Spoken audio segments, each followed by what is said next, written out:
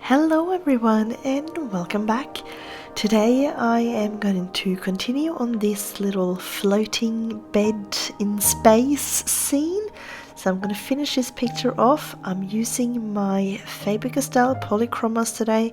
I'm not going to use any of the blenders, or I'm using a blender pencil, but none of the like powder blender or fixatives or anything like that.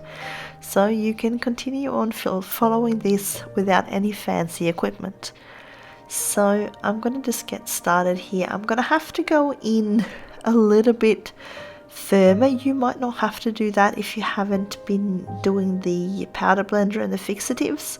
If you just went with your regular pencils for the background, you will have normal paper here, but I've got that fixative spray that I'm kind of working over, so you'll probably see here and there that there's like a residue that comes off when I'm coloring, and that's just the tip of the pencil scraping on that workable fixative spray that I've used.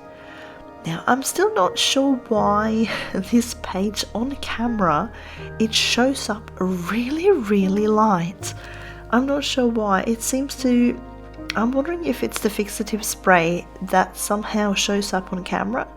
It does not look this light in real life. So I'm hoping by the time I finish the whole thing, I'll try to take the photo in a slightly darker area.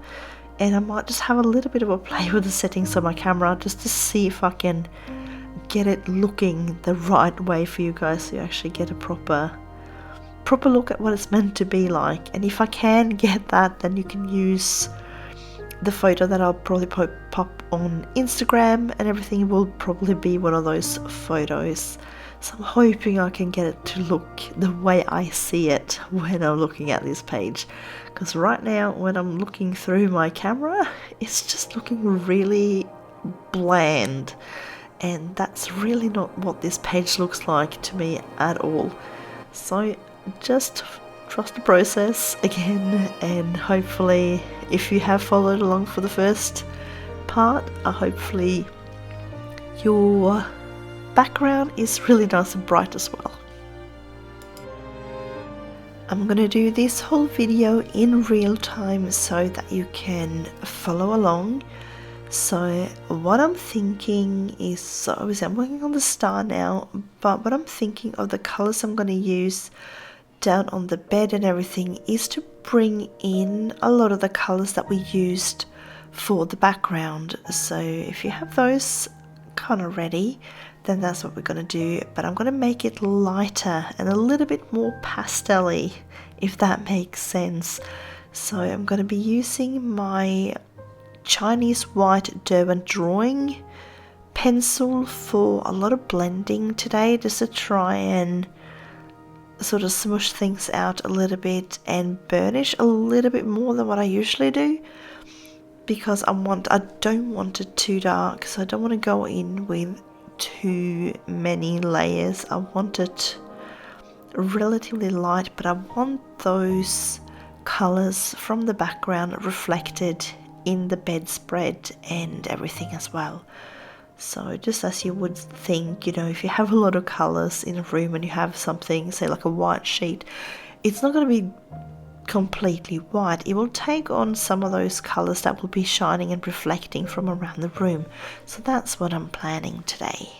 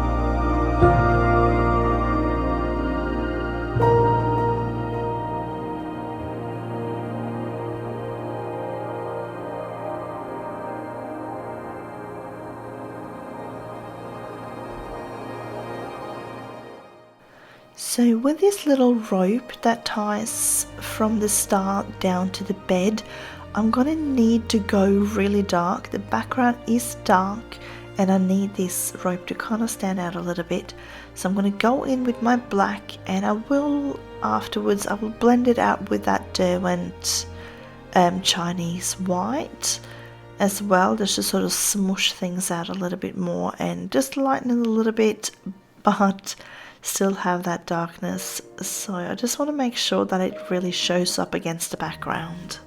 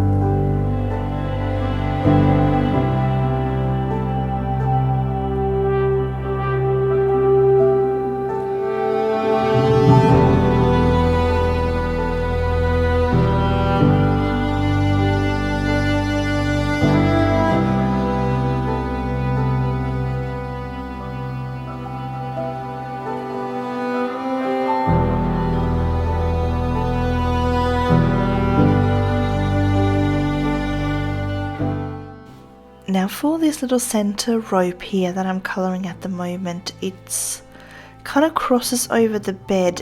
What I want to do here is I'm just going to stop right where the bed starts with that one, because I just don't want to accidentally blend out that black into the bedspread and things, so I will leave that last little bit of that black until after I've actually colored in majority of that bed. Now that I'm zoomed in quite a fair bit as well, you might see that the paper is quite toothy because of that workable fixative that I used, and this is the reason I'm going to use that Derwent White as well. You can use any kind of wax-based white pencil if you want for blending there. I just like that Derwent White. You can use a Prismacolor or a Caran d'Ache white as well, but I do like that Derwent Chinese White. So I'm going to show you now. I've just zoomed out a little bit. So this is the Derwent Drawing Chinese White, and I'm literally just going to go and smush. Sorry, I just ended up starting off camera there, but I'm just sort of smushing it down, and I am putting a little bit of pressure on there now. So I'm not like really hammering it in, but I'm definitely putting more pressure on than what I usually do. And it's, as you can see, it does smush it out a little bit, so it's more of an even tone, and I can go over this again with my black and just darken it up again if I want to as well. So as you can see there, this is where I've stopped that little black line there, just to try and avoid getting that black into that bedspread, because I will be using that white to blend around there as well, and I want to be able to feel confident in that I won't blend that black out.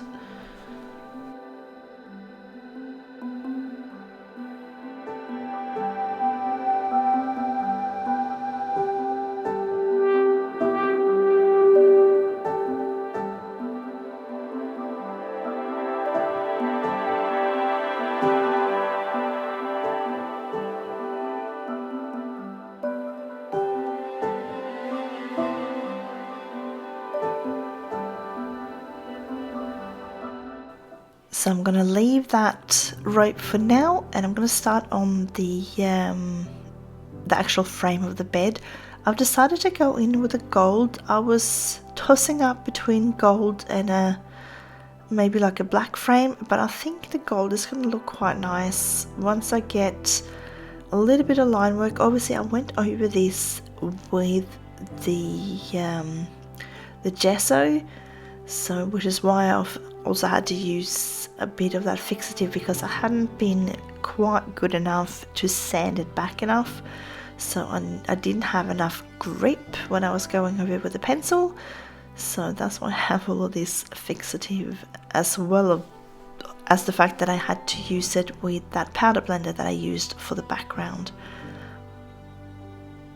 But I kind of need to make sure here that this color kind of stands out a little bit, so I'll probably be going in with maybe one of my brown or dark, maybe like the burnt ochre or the brown ochre maybe, or even raw umber, I'm not sure, and just almost do some line work in there again, but it's not going to be as harsh as like full on black lines. So we'll see what I end up doing. I'm just sort of thinking out loud, and I'll show you my thought process along the way. I've understood that I keep getting feedback from you guys that you do like when I kind of explain my thought process, so I'll just keep doing that, and hopefully it will keep you guys happy.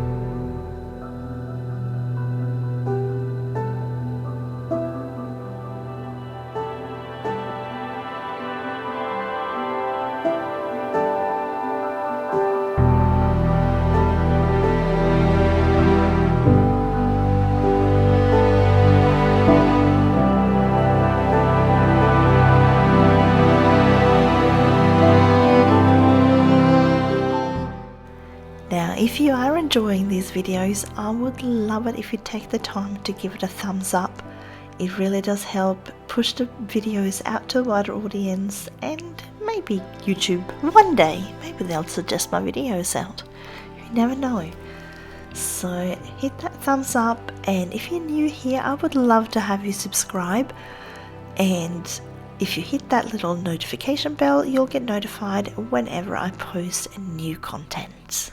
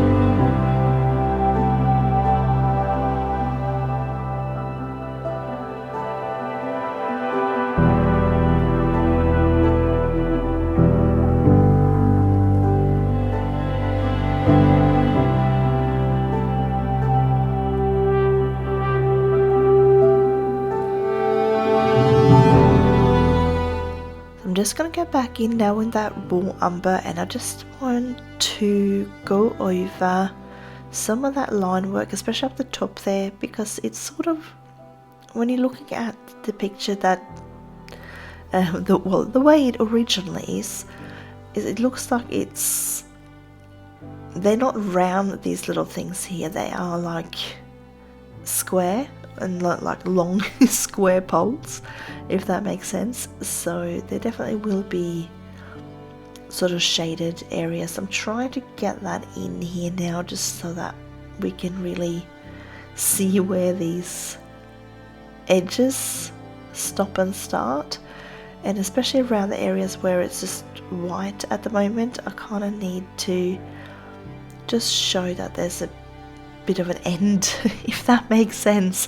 There is an edge there that needs to be a little bit crisper, just not as crisp as the original black outlines.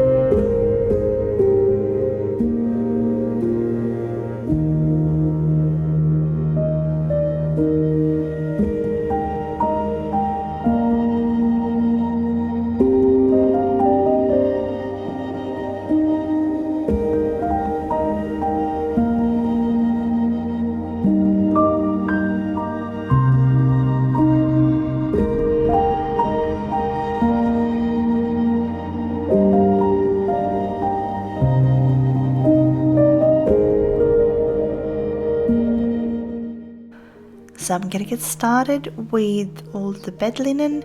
So I'm gonna go in first with my beige red. I'm gonna start out with the bottom pillows here.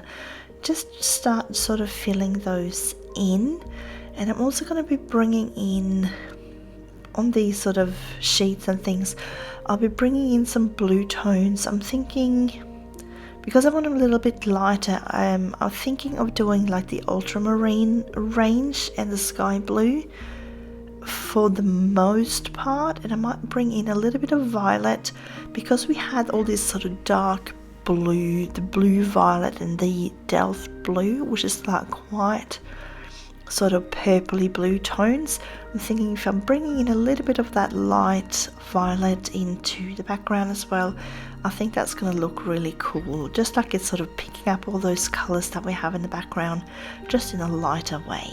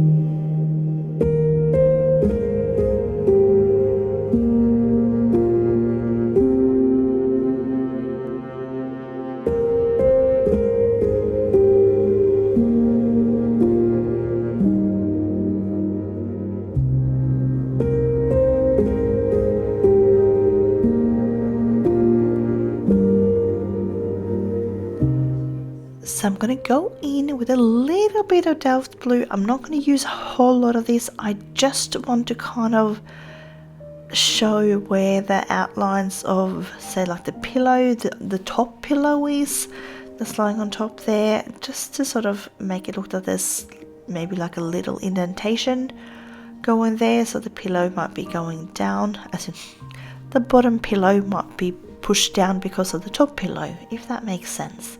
Goodness, I can't talk today. So I'm just adding a little bit of that there, and then I'm going to blend it out with my light ultramarine.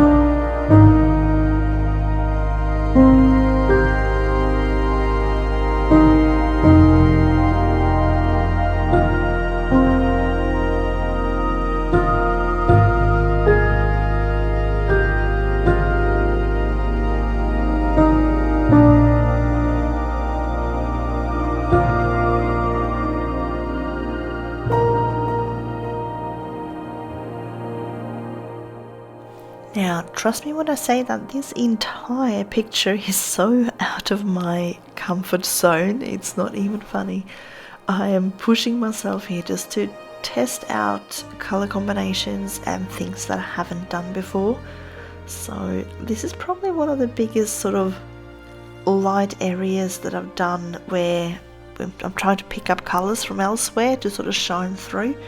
Usually if I'm doing things like, say, a flower or a small little white area like a window frame or something like that, the area is really small, and you can just sort of put that little bit of a hint of those colors in there just to give a little bit of depth and dimension. But this area here is huge, and I am just playing around at the moment and kind of hoping for the best. I'm hoping that will make it look nice in the end. I'm just working with my layers and just testing things out. And you know what? If I absolutely hate it, I can always erase it. It's not the end of the world, and I can always start again. So I'm just giving this a bit of a blend now with my Chinese white, and I'm starting to like, I can see a little bit of sort of dimension happening here with these pillows. I think we're on the right track. What do you think?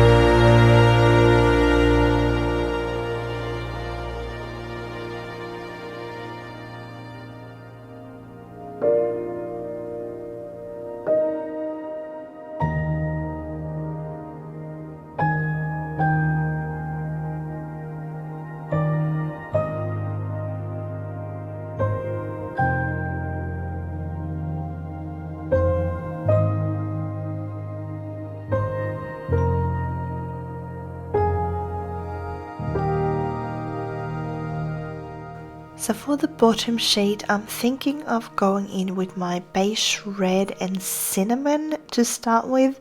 If I need to darken things up further, I will do that, but I'm thinking I might be able to get away with just the two. We'll see. But anyway, I will start out with maybe like a lighter area in the center. I might even use some cream in there just for that lighter area. I'm not quite sure. Just for like a little bit of a highlight, a little bit of shine. So I'm just filling in. I just saw a little bit of an area there next to that rope that wasn't quite filled in, so I've just added a little bit there too. It doesn't really matter, but you can always go in with the blender pencil as well to try and fix up those little areas, so like next to the rope and things, and that might help too.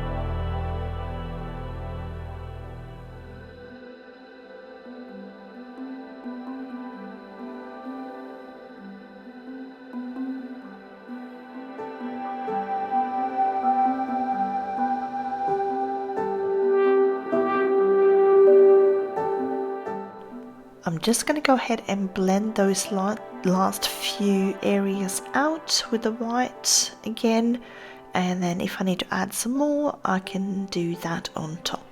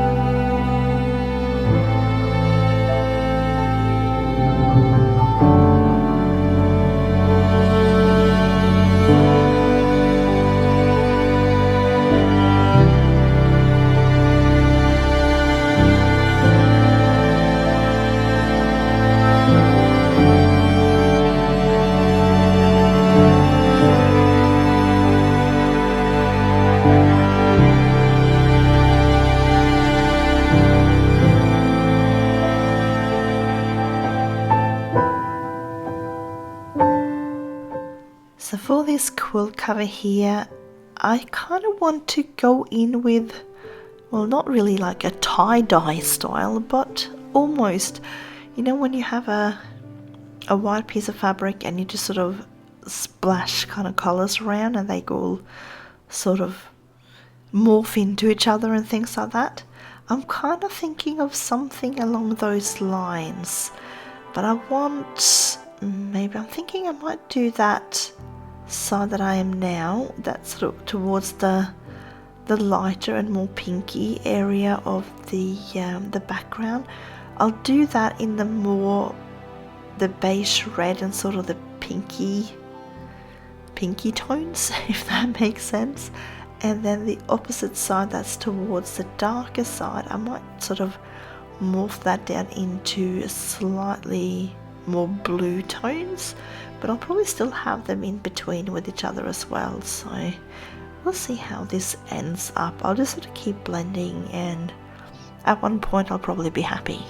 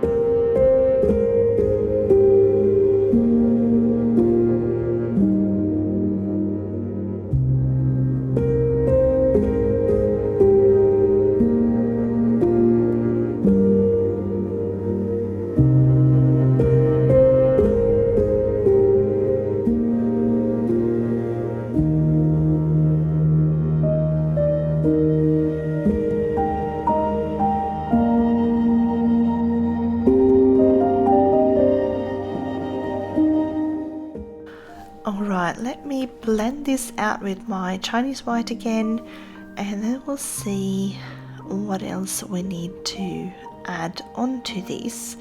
I might need to add in a few more layers, I might need to add in some shading. I can already see one area that I need to shade a little bit, and that's where that quilt is sort of folded down, both around that fold and just that top where the sheet is showing as well. That's gonna need a little bit of a shaded area there. If not, it's just looking really flat, so I'm gonna add a little bit of that, and not too much. Where I am at the moment, and if you can see, there was a line there where I'm not sure if it was meant to be there or if it was one of those lines that's been forgotten. I know Johanna says that sometimes she forgets to erase lines that she's meant to erase, so I'm not sure if that's meant to have been erased or if it was one of those lines that meant to indicate that that pillow is underneath that quilt. So I've just decided that it will be a line that indicates that there's a bit of a bump underneath it, so I've just created a bit of a blue shadow around that little top pillow that's sort of halfway underneath the quilt, if you know what I mean. So I've just made it a little bit of a shaded area, so it looks like there's a bump underneath there. Now here where the quilt folds over, I'm going to go a little bit darker, because we have that sort of big star up the top and we have all of those sort of lighter areas to the left there. We're having more dark areas towards the right, so where this quilt folds over, I'm kind of thinking that we don't have as much light source, so I'm just going to make that a little bit slightly darker blue. I think I might add in some violet in here as well, we'll see.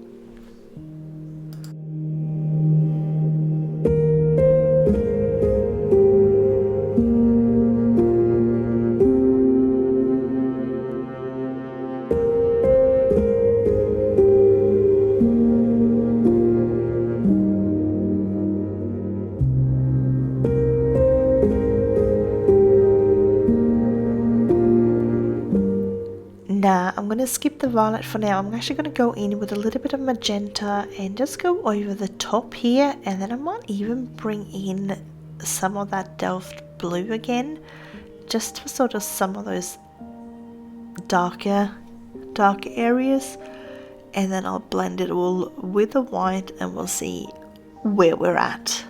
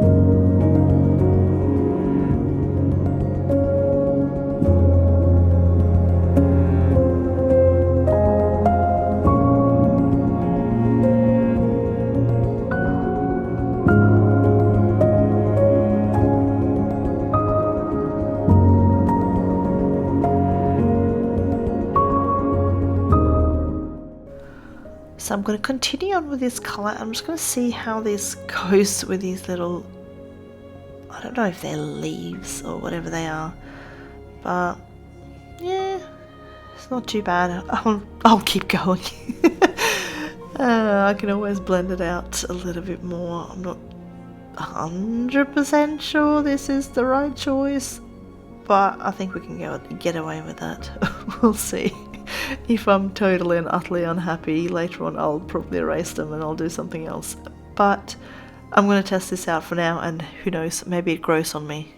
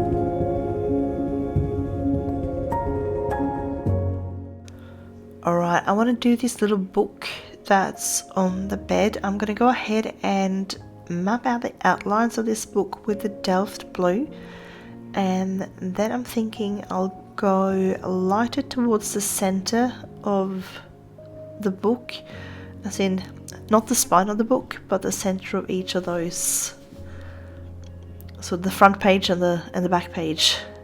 So we'll see. So I'll leave a little bit of white there, and I'll probably go in with one of my ultramarines and go in a bit lighter towards the center, and then I'll blend that all out.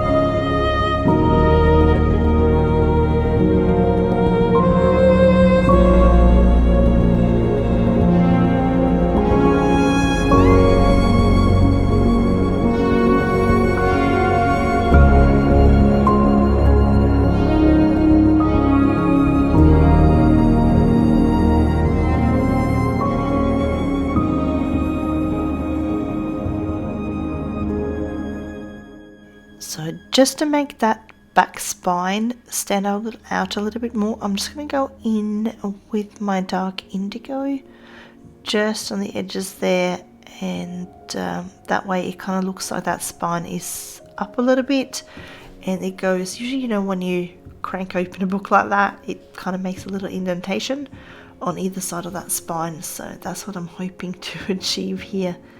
So let's go back. I'm just going to blend that out a little bit, and let's see. I think that will work with the spine, I think. So I'll add a little bit of violet onto that spine, and I'm going to use, I think for the pages, I'm just going to use a little bit of grey tones, I think, when I get to these pages underneath, because there's a couple of pages sort of poking out on the side there. So I'm gonna go in with my cold grey 3, and if I need to go darker I can.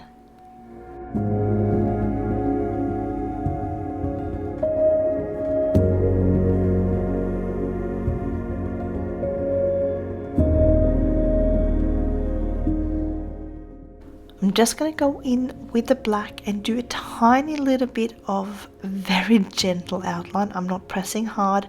I'm just going in a tiny bit there just so you can see where that bottom page is poking out. If not, it kind of was just light enough that it was kind of a little bit invisible. So I'm just making that stand out a little bit more and making sure we can see all the corners. And then I think we are done with the colors, and I'm going to just go in with my white and blend this all out.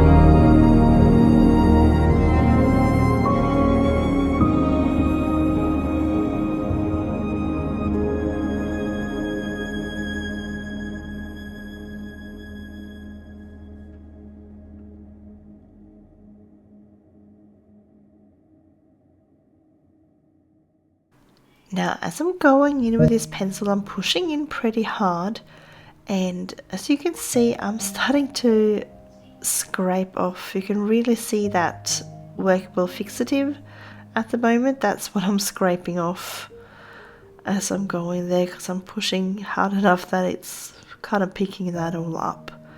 So, but that's fine because I don't really need it underneath the surface. Well, I do and I don't, if that makes sense. I do need it a little bit for the because of the gesso that is under there, but I don't need the amount that is there, because obviously I did quite a few layers on that background and I had to spray in between those layers, so there's quite a lot of fixative on there. So, but it's still working really well to color on top of, so that's really good.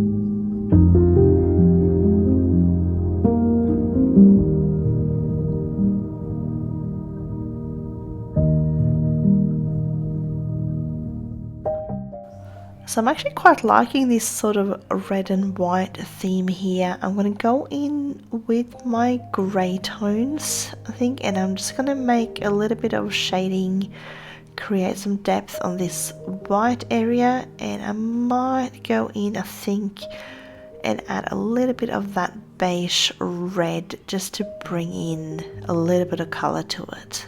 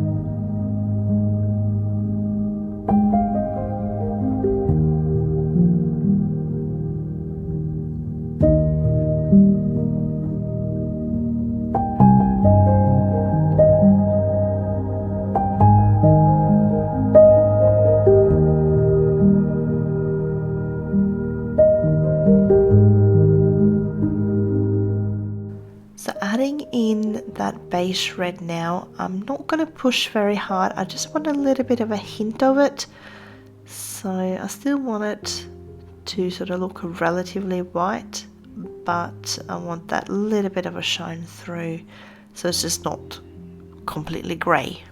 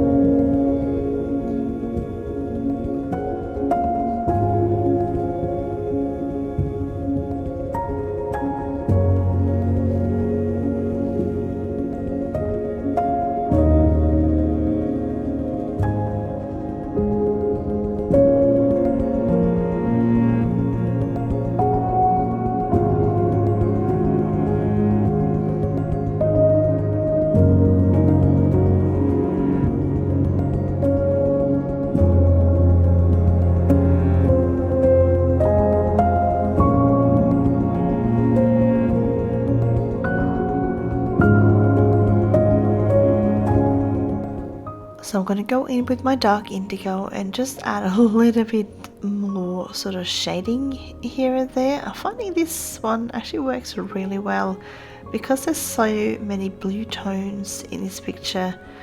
It actually works a treat for shading instead of using black, so it's not as harsh, but it still gives that nice sort of blue shine to it.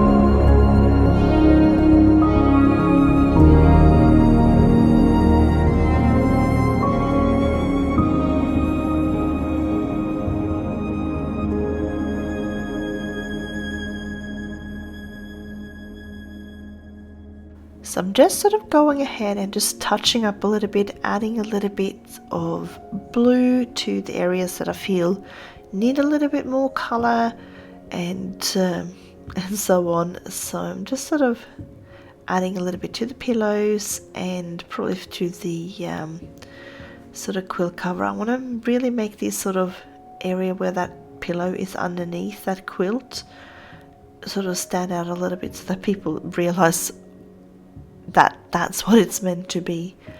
Alright, now that I'm done with the quilt cover and all of that, I'm just going to go ahead and add in this black.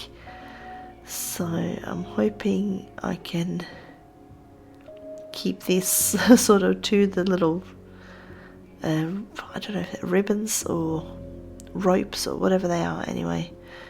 So I'm just adding this in, and then I'm going to go ahead and add in the gold color to the foot end of the bed, and just exactly the same as you did up the top. So I'm not going to show that again because that'll be tedious and just repetitive. So I'm just going in now carefully and just blending out that black just to get rid of some of that tooth, and that's working a treat. So I'm just going to go ahead and do, I'm going to do just the lantern in black. I'm going to do this, I almost put black on that little hook. I think I'm going to do that one in gold instead. So I just quickly changed my mind there. So I'm going to do black on this lantern, and I'm just going to try to kind of outline it a little bit again. It kind of disappeared a little bit underneath all of the layers of pencil and blending powder and all of that stuff. So we just need to kind of draw it out a little bit again.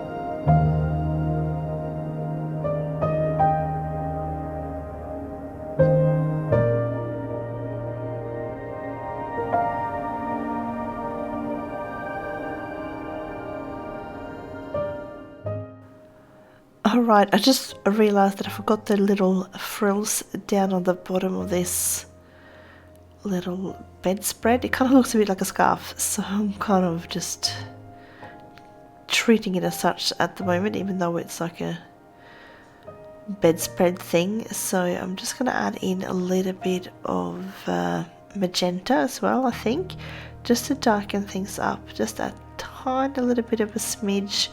And I'm going to go in, once I've added some grey to the sort of white areas there, I'll go in with, I think, with my white Sakura Gelly-Roll.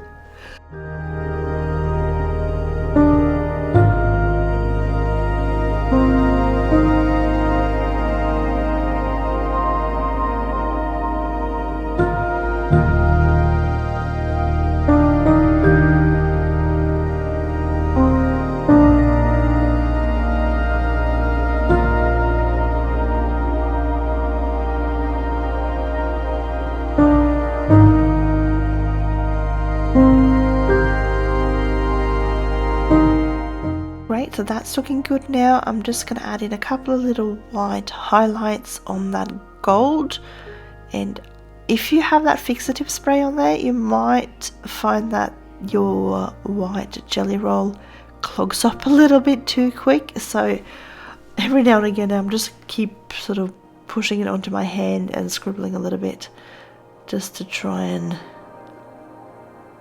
get some more ink out of it. It doesn't quite like that gritty surface that the fixative does, but I did manage to get it to work in the end. And I think that's it. We've done some white highlights, so let's see what this picture actually looks like. There you go. I managed to change some settings on my camera when I took my photos, and this is how dark that picture actually is. So I hope you've enjoyed following along with me. I had so much fun doing this one. It's so out of my comfort zone and completely different to what I usually do. So it was good to challenge myself a little bit.